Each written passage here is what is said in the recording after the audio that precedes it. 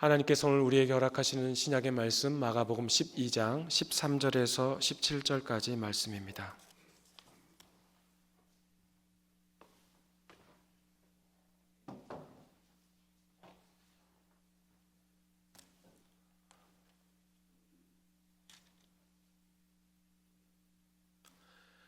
이 하나님의 계시의 말씀을 한 목소리로 받들어 읽겠습니다. 그들이 예수의 말씀을 책잡으려 하여 바리새인과 헤롯 당 중에서 사람을 보내매 와서 이르되 선생님이여 우리가 아노니 당신은 참되시고 아무도 꺼리는 일이 없으시니 이는 사람을 외모로 보지 않고 오직 진리로서 하나님의 도를 가르치심이니이다. 가이사에게 세금을 바치는 것이 옳으니까 옳지 아니하나이까? 우리가 바치리이까 말리이까 한데 예수께서 그 외식함을 보시고 이르시되 어찌하여 나를 시험하느냐? 데나리온 하나를 가져다가 내게 보이라 하시니 가져왔거늘 예수께서 이르시되 이 형상과 이 글이 누구의 것이냐? 이르되 가이사의 것이니이다. 이에 예수께서 이르시되 가이사의 것은 가이사에게 하나님의 것은 하나님께 바치라 하시니 그들이 예수께 대하여 매우 놀랍게 여기더라. 아멘. 인생 살아가다 보면 여러 가지 질문에 맞닥뜨리게 되죠. 참 쉬운 질문도 있지만 어려운 질문도 있습니다. 까다로운 질문도 있습니다. 그 중에서도 둘 중에 하나를 택해야 되는 그런 질문에 대한 답, 둘 중에 하나를 택해야 돼요. 그런데 그 질문이 참 이러지도 못하고 저러지도 못하는 그런 양자택일의 질문에 대한 답, 그런 경험 있으시죠? 없으셔요? 예. 여러분 대답하지 않으실 줄 알고 제가 준비했습니다. 몇 가지 질문해 보겠습니다. 어떤 음식을 평생 먹을 수 없는 것과 그 음식만을 평생 먹어야 한다면 무엇을 택하시겠습니까? 예를 들면 이거죠. 평생 한정식만을 먹어야 하는가? 아니면 평생 한정식만은 절대 먹을 수 없는가? 둘 중에 하나를 택하라면 무엇을 택하시겠습니까? 예, 그런 질문에 대한 대답. 네.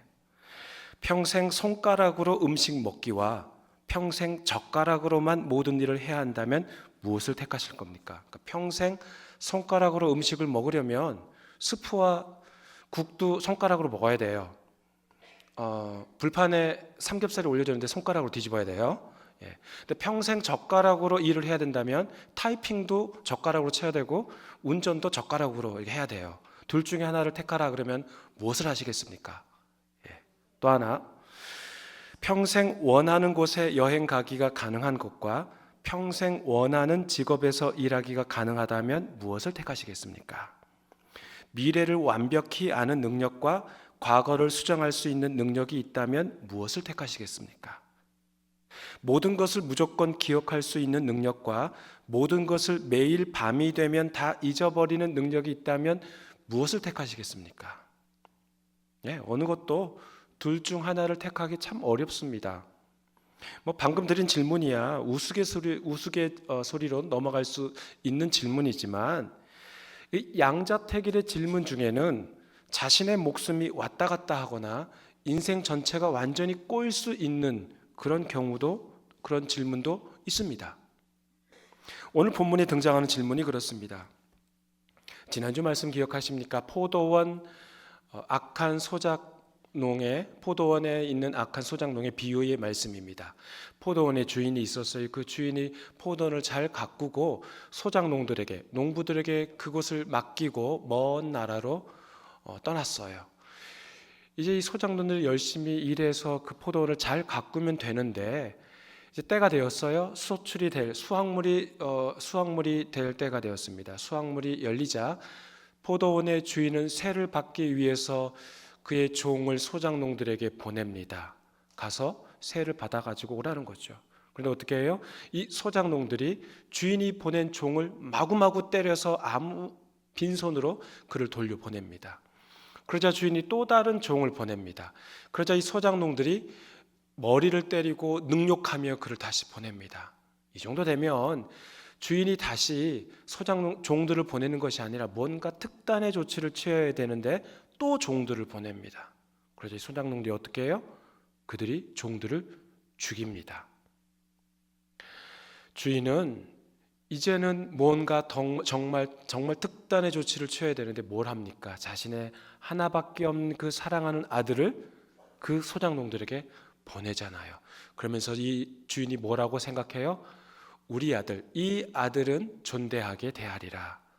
그러니까 소장농들이 이 자신의 아들만은 존중해 주리라라는 그러한 마음을 가지고 아들을 보냅니다. 어떻게 했어요? 죽였어요.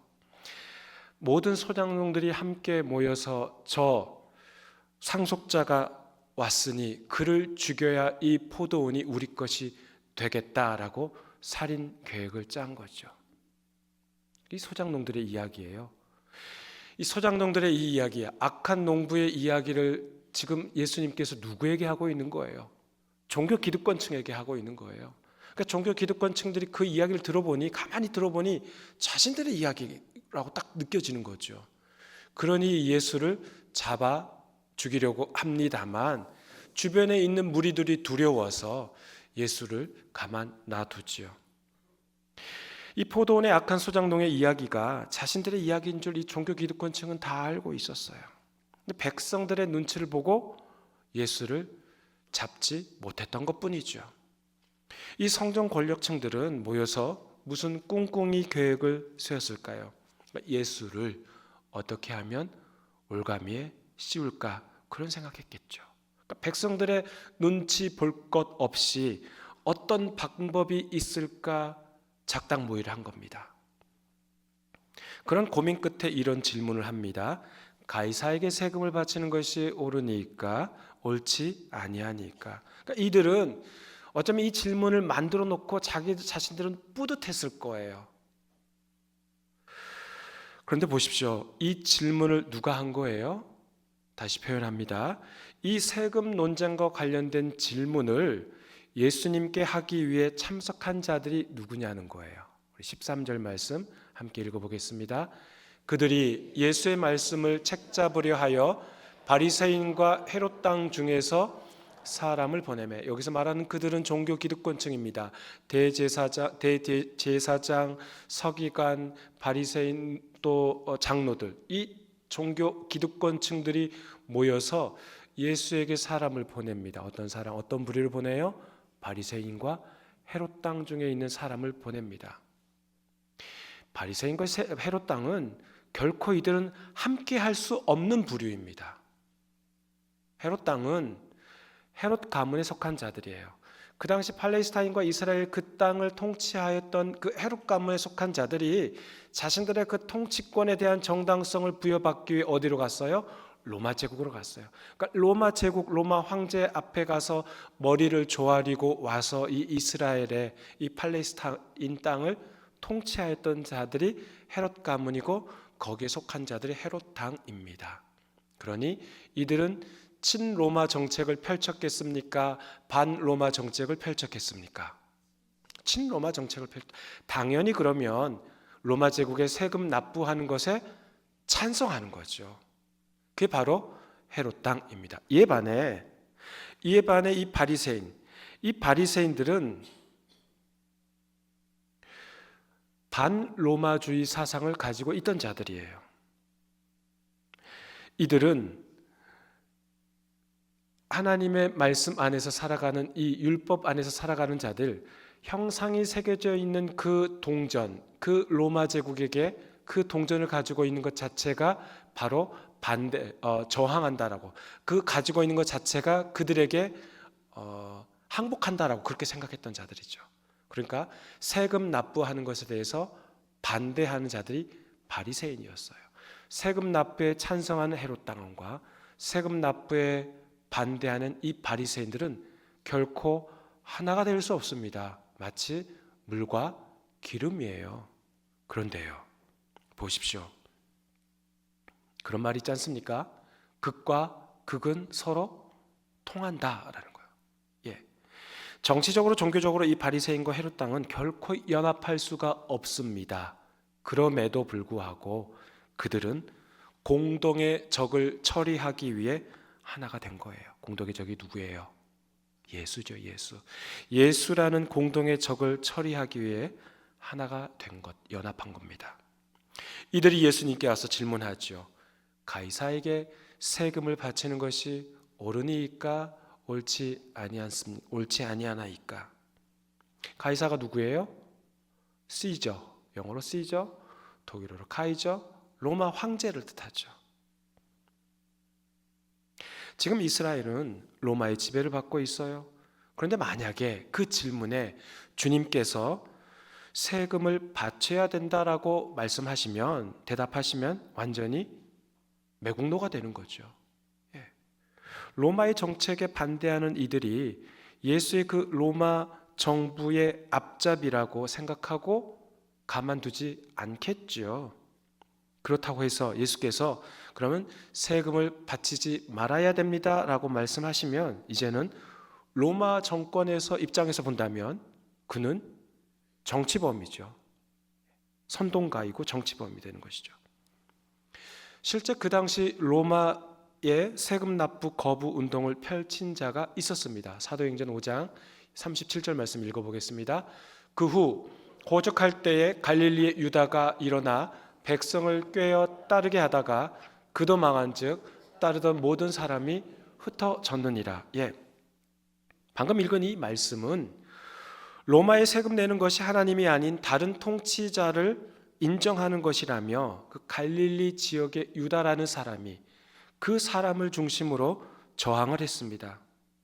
그 결과 진압을 당하고 그의 추종자들은 뿔뿔이 흩어진 것이죠. 그러니까 이런 역사적인 사실이 있는 거예요. 이게 지금 주후 6년에 있었으니까요. 지금 예수님이 활동하던 시대보다 불과 한 25년 전에 이런 일이 있었어요. 그러니까 이러한 세금 문제는 아주 민감한 질문이었던 겁니다.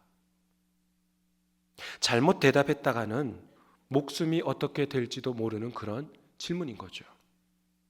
세금 납부에 찬성하면 종교적인 배교자가 되고, 세금 납부에 반대하면 갈릴리 유다처럼 정치적인 반역자가 되는 겁니다. 여러분은 뭐라고 대답하시겠습니까? 세금 납부에 찬성하시겠습니까? 반대하시겠습니까? 아니면 36개 주렬랑 치시겠습니까? 이게 바로 예수의 말씀에 책 잡으려던 올무였습니다. 오늘 본문에 예수님께서 그 질문을 받자마자 그들의 외식함을 아셨다라고 말하는 거죠. 그러니까 그들의 그 위선을 보시고 그들의 속마음을 간파하신 것이죠. 우리말 성경에서는 14절과 17절 모두 바치다라는 단어가 기록됩니다만, 헬라 성경에는 두 단어가 다릅니다. 14절에 나오는 단어는 주다, 지불하다, 납부하다라는 뜻을 가지고 있고, 17절에 나오는 단어의 원뜻은 되돌려주다라는 뜻입니다. 그러니까 두 단어에는 미묘한 차이가 있는 것이죠. 14절의 질문 누가 한 거예요? 질문은 헤롯 당과 그 바리새인이 질문한 거잖아요. 그들의 질문은 가이사에게, 로마 황제에게 세금을 납부해야 합니까? 하지 말아야 합니까? 세금을 줘야 합니까? 주지 말아야 합니까? 그러한 뜻이고, 17절의 대답은 가이사의 것은 가이사에게, 하나님의 것은 하나님께 되돌려 드려야 한다라는 뜻이에요. 그러니까 두 구절에는 약간의 차이가 있는 것이죠. 예수님께서는 가이사의 것은 가이사에게 되돌려 주라고 말씀하고 있는 거예요. 17절에서요. 그러니까 가이사의 소유면 가이사에게 되돌려 주라. 그러니까 지금 주님께서는 가이사에게 세금을 납부하라라고 말씀하신 게 아니라, 가이사 그것이 그의 것이야? 그것이 로마 황제의 것이야? 그럼 로마 황제에게 돌려줘야지. 지금 그런 뜻이라는 거죠. 우리 예수님은 참 절묘한 대답을 하시지 않습니까? 이 대답이 있기 전에 그들에게, 주님께서는 그 바리새인과 헤롯 당원에게 무엇을 요청하셨어요? 데나리온 하나를 가져오라. 데나리온 하나를 내게 가져오라. 그렇게 말씀하셨어요. 그러니까 주님께서는 그냥 동전 하나를 가져오라고 말씀하신 게 아니라 데나리온 하나를 가져오라고 하신 거예요. 잘 생각해 보십시오. 지금 이 헤롯 당원과 바리새인과 예수님의 이 세금 논쟁이 지금 어디에서 있는 거예요? 성전에서 있는 거예요. 성전에서. 예수님께서는 환전 상인을 내쫓으시고 또 희생동물이 담긴 그 모든 상과 의자를 뒤엎으시고 성전 철폐를 선언하셨어요. 그리고 그 다음날 다시 제자들과 함께 예루살렘 성읍에 들어오셨다가 예수님만 홀로 다시 성전 안에 들어오셔서 유유자적 거닐고 계셨죠. 그때 종교 기득권층들이 예수를 보며 무슨 질문합니까? 아주 기가 막힌 질문하죠. 너무 어이가 없다는 질문합니다. 지금 이런 상황에 이 자리에 나타난 것이 너무 어이가 없다는 거예요. 어떤 질문이에요? 무슨 권위로 이런 일을 하였느냐? 이런 일이 뭐예요? 지난 날에 있었던 다 뒤집어 엎은 성전에서 난동 피우는 그런 일이에요. 무슨 권위로 이런 일을 하였느냐? 누가 이런 일을 할 권위를 주었느냐라고 묻습니다. 그러니까 오늘 이 세금 논쟁에 관련된 이야기는 그냥 그 세금 논쟁과 관련된 단락만 하나 뚝 떼어서 보는 게 아니라 전체로 봐야 된다는 거예요. 성전에 예수님께서 들어가셔서 난동을 피우시고 다 뒤집어 엎으시고 그곳에 가셔서 권위 논쟁에 대해서 말씀하시고 포도원의 악한 농부의 이야기에 대해서 비유로 말씀하시고 그리고 오늘 이 이야기, 이 세금 논쟁과 관련된 말씀을 지금 하고 계신다는 거예요. 성전에서 가장 쉽게 만질 수 있는 돈은 세겔입니다. 셰켈입니다.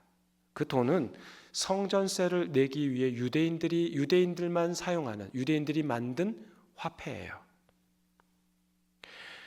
그 돈은 차마 그 로마 황제 데나리온 안에 그려진 그 로마 황제가 새겨진 그 데나리온으로 성전세를 내기가 그러하니 그 돈을 바꿔주는 거죠. 세켈로. 그래서 성전 안에는 환전 상인이 있는 겁니다. 그렇기 때문에 성전 안에서 환전 상인을 통해서 데나리온을 세겔로 바꿔서 그 세겔을 성전세로 내는 거죠. 그런데 만약에 예수님께서 이 세금 논쟁에 대해 말씀하실 때 아무 동전이 하나 가져와봐 라고 말씀하셨다면 더 이상 이 세금 논쟁은 더 이상 지속될 수 없고 이들의 질문에 예수님은 졌을 겁니다. 그런데 주님께서 어떤 동전을 가져오라고 하셔요? 세겔이 아닌 데나리온을 가져오라 하셔요. 방금 말씀드렸듯이 데나리온은 로마 제국에서, 그러니까 로마가 통치하는 모든 지역에서 통용되는 화폐입니다. 이 동전에는 황제의 얼굴도 새겨져 있고 글도 새겨져 있습니다. 라틴어로 티베리우스 카이사르 디비 아우구스티 필리우스 아우구스투스라고 기록되어 있는데요. 뜻은 신성한 아우구스트의 아들 티베리우스 아우구스트 황제라는 뜻입니다. 쉽게 표현하면 이거예요. 나 로마 황제는 신의 아들이다. 나는 하나님이다. 그런 뜻이에요. 로마 황제가 신격하던 그 시대에서 이 세금 납부는 이방 신에게 제물을 바치는 것으로도 해당되는 거예요. 또한 이런 동전을 가지고 있었다는 것 자체가 이미 이들은 율법을 어긴 것으로 볼 수 있다는 겁니다. 십계명 중에 어떤 율법을 어겼습니까? 출애굽기 20장 4절 말씀 읽어보겠습니다. 너를 위하여 새긴 우상을 만들지 말고 또 위로 하늘에 있는 것이나 아래로 땅에 있는 것이나 땅 아래 물속에 있는 것에 어떤 형상도 만들지 말며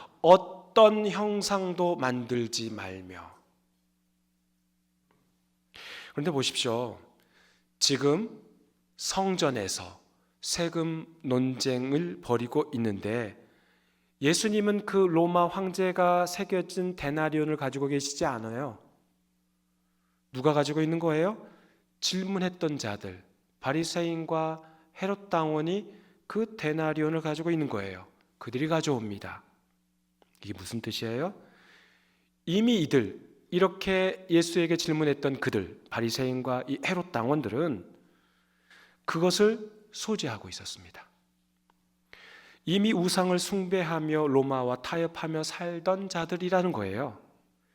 그들이 데나리온을 소지하고 있었다는 것은 우상 숭배의 죄가 유대 종교의 심장부인 그 성전까지도 깊이 파고들었다는 것을 상징적으로 보여주고 있음을 예수께서 폭로하신 것이죠. 야, 니들은 지금 나한테 세금 납부를 해야 되냐 말아야 되냐 로마 황제 이렇게 말하고 있는데 야, 지금 니들 주머니에서 데나리온이 나오는 거 아니냐? 지금 그런데 지금 여기가 어디야? 하나님의 집이라고 니들이 부르는 거룩한 전, 거룩한 곳이라고 부르는 이 성전에서 우상 숭배라고 생각하는 아무것도 새기지, 나 외에 다른 것도 아무것도 새기지 말라는 그 형상을 새긴 동전을 지금 니네 주머니에서 꺼내고 있지 않느냐? 이렇게 지금 폭로하고 있는 거예요. 이들은 예수님께 와서 세금 납부와 관련된 질문을 할 자격도 없는 자라는 거죠. 예수를 책잡을 자격이 없습니다. 우리 내로남불이나 하나냐요? 내가 하면 로망스고 남이 하면 불륜이라고요? 자기들은 데나리온을 가지고 있어요. 그것도 성전에서 말이죠. 어떤 형상도 만들지 말라는 그런 율법을 무시한 채 로마 황제가 그려진 내가 신의 아들이다, 내가 하나님이다라는 그런 글귀가 쓰인 동전이 자신들의 주머니에서 나온 거예요. 사랑하는 교우 여러분, 신앙인으로서 다른 신앙인을 정죄할 때가 아닙니다. 다른 이웃을 질책할 때가 아니라는 거예요. 혹시 무엇인가라도 책잡아서 꼬투리 잡아서 타인을 욕보이고자 하는 마음을 가진 자가 얼마나 스스로 어리석은 자인지 오늘 말씀을 통해 폭로되지 않습니까? 주님께서는 그런 질문을 할 자격 없는 자들의 어리석음을 폭로하고 있는 거예요. 이들은 주님께 질문하면서 예수가 드디어 올무에 갇힌 신세가 되었구나라고 확신하지 않았을까요? 그러나 이 얼마나 어리석은 부류입니까? 이때 주님께서 대답하시죠. 이 형상과 이 글귀가 누구의 것이냐? 그때 그들은 당연히 대답하겠죠. 가이사의 것입니다. 가이사의 얼굴이 새겨져 있습니다. 가이사가 신입니다. 가이사가 하나님입니다. 라는 글귀가 새겨져 있습니다. 이때 예수님이 대답하시죠. 가이사의 것은 가이사에게, 하나님의 것은 하나님께 돌려드리라 라고 대답하시고 논쟁이 끝납니다. 오늘 본문에서 우리 주님께서 말씀하시고자 하는 건 이거예요. 이게 이 형상이라는 단어입니다. 형상. 이 동전에, 이 데나리온의 동전에 무엇의 형상이 새겨져 있느냐? 예, 가이사입니다. 황제의 형상이면 그건 황제에게 되돌려 주어라. 아까도 말씀드렸죠. 세금을 납부해라. 지금 거기에 초점이 아니라 이게 아우구스투스의 소유라면 아우구스투스에게 돌려줘라. 그런 말씀한 겁니다. 물론 그 대답을 듣는 이에 따라 그것을 세금을 내라라고 이해할 수도 있고 그저 그냥 돌려줘라라는 말로 이해할 수도 있습니다. 그것은 어디까지나 듣는 이의 해석의 차이일 뿐 우리 주님은 분명히 말씀하셨습니다. 황제의 것은 황제에게, 가이사의 것은 가이사에게 되돌려 줘라라고 말씀하신 거죠. 그렇다면 하나님의 것은 하나님에게, 하나님의 형상이 담긴 것은 하나님께 되돌려 드려야 한다는 뜻이잖아요. 그러면 제가 여러분께 여쭤보겠습니다. 우리 인간은 누구의 형상으로 지음받은 자들입니까? 하나님의 형상으로 지음받은 자들이죠. 창세기 1장 26절에 나오지 않습니까? 우리 주님께서 우리 인생에다가 하나님의 형상을 새기셨어요. 하나님의 형상. 그러면 그 인간은 누구의 것입니까? 누구의 소유입니까? 하나님의 소유이죠. 또한 하나님의 것은 무엇을 말하는 것인가요? 하나님께서 만든 인간뿐만 아니라 온 우주, 이 세상 전부를 포함한 것이죠. 그렇다면 가이사는 로마 황제는 누구의 것입니까? 하나님의 것이죠. 로마 황제 또한 하나님의 것이죠. 지도 별 수 있나요? 지도 인간인데요. 똑같죠.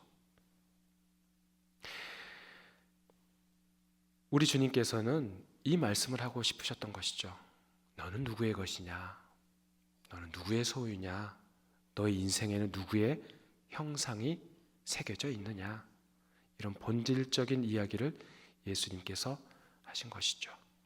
사랑하는 교우 여러분, 여러분의 인생 속에 누구의 형상이 새겨져 있습니까? 하나님의 형상이 새겨져 있습니다. 그렇다면 우리 인생에 주인이 누구십니까? 어떤 분이 그러시더라고요. 목사님, 저는 넘버 5입니다. 무슨 말씀이세요? 예, 가족의 서열인데요. 넘버 1은 제 아내이고요. 넘버 2는 제 아들놈이고요. 넘버 3는 제 딸이고요. 집사님 댁에는 가족이 4명이잖아요. 예, 넘버 4는 소리입니다. 강아지 이름이 소리예요. 그래서 자기는 넘버 5래요. 그러면서 본인은 개만도 못한다고. 어찌 이럴 수 있냐고. 이 집에서 주인 행세도 못하는 자가 바로 자기라고 한숨을 쉬시더라고요. 오늘은 종료주일입니다. 예수께서 예루살렘 성읍에 입성하실 때 많은 사람들이 그런 자기들의 겉옷을 길에 펴고 종려나무 가지를 길에 깔며 사람들은 외칩니다. 호산나, 찬송하리로다, 주의 이름으로 오시는 이여 우리 조상 다윗의 나라여. 그러니까 그렇게 환호성을 외치던 그 백성들은 자신들이 꿈꾸던 메시아가 온 것으로 여긴 거예요. 로마 제국을 전복시키고 군사적인 메시아, 이 정치적인 메시아를 통하여서 제2의 다윗 왕조를 꿈꾸던 자들이 그렇게 환호하고 소리치고 있었던 겁니다. 그러나 그 자신들이 원하는 메시아의 상과 진정 예수께서 말씀하신 그 메시아의 상은 전혀 다른 이미지였습니다. 그럼에도 이들은 자기들의 그러한 욕망을 채워줄 분, 자신들의 문제를 풀어줄 그런 메시아를 찾았던 것이죠. 사실상 그런 메시아는 자신들의 인생의 주인이 될 수 없죠. 그런 자는 자신들의 인생에 뭐가 되는 거예요? 자기들이 꿈꾸는, 자기들이 원하는 그 메시아는 자신들의 인생의 주인이 아니고 뭐가 되는 거예요? 종이 되는 거죠. 노예가 되는 거죠. 사랑하는 교우 여러분, 여러분 인생의 주인이 누구십니까? 여러분의 인생에 누구 형상이 새겨져 있습니까? 우리의 주인은 하나님이십니다. 우리 안에 새겨진 그 하나님의 형상을 통하여 그 형상으로 인해 우리 주인이 하나님이신 줄 믿습니다. 그러하기에 하나님께서는 우리를 사용하십니다. 하나님께서는 우리를 도구 삼아 하나님의 일에 우리를 동역자로 세우셨습니다. 왜요? 우리 주인이 하나님이시기 때문에 그렇죠. 하나님께 쓰임 받아야 하고 하나님께 드려야 되는 겁니다. 이런 본질적인 문제가 해결되어야 합니다. 그래야 우리 신앙도 우리 믿음도 진일보할 수 있습니다. 나는 누구의 형상이 새겨져 있는지 항상 고민하며 살아가십시다. 그래서 우리 인생의 전부를 하나님께 드리면서 저는 하나님의 것입니다. 우리는 하나님의 것입니다. 라는 고백이 우리 입술에서 끊이지 않기를 소망합니다. 그런 공동체 구성원 한 사람 한 사람이 모여서 비로소 건강하고 성숙한 신앙 공동체, 투명하고 상식 통하는 신앙 공동체가 될 수 있습니다. 내 안에 다른 것이 아닌 하나님의 형상이 새겨져 있습니다. 주님이 나의 주인이십니다. 주님이 나의 온전한 참 주인이십니다. 하나님의 것은 하나님께 이러한 고백으로 살아가기를 간절히 소망합니다. 하나님 아버지 감사합니다. 가이사의 것은 가이사에게, 하나님의 것은 하나님께 되돌려드리라라는 우리 주님의 말씀, 이 모든 것이 다 하나님의 것임을 고백하는 말씀입니다. 하나님, 우리 안에 하나님의 형상이 새겨져 있음을 언제나 잊지 않고 살아가게 하여 주시고, 그리하여 하나님의 말씀 주신 말씀에 따라 그 받은 은혜를 흘려보내는 자들로 저희들을 사용하여 주시옵소서. 예수님의 이름으로 기도하옵나이다. 아멘.